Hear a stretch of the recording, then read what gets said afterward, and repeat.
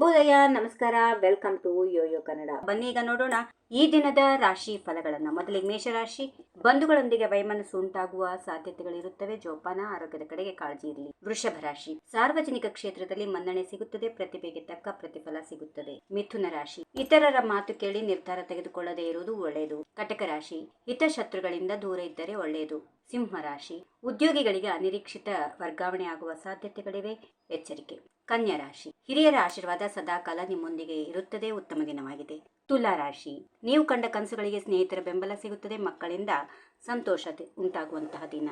ವೃಶ್ಚಿಕ ರಾಶಿ. ದಂಪತಿ ಮಧ್ಯೆ ಚಿಕ್ಕ ಪುಟ್ಟ ವಿಚಾರಕ್ಕೂ ಭಿನ್ನಾಭಿಪ್ರಾಯಗಳಾಗುವ ಸಾಧ್ಯತೆಗಳಿವೆ. ಧನುಸ್ ರಾಶಿ. ಪ್ರಯತ್ನಗಳು ಫಲ ನೀಡುತ್ತವೆ. ಪ್ರಮುಖ ನಿರ್ಧಾರಗಳು ಕೈಗೊಳ್ಳಲು ಉತ್ತಮ ಸಮಯ.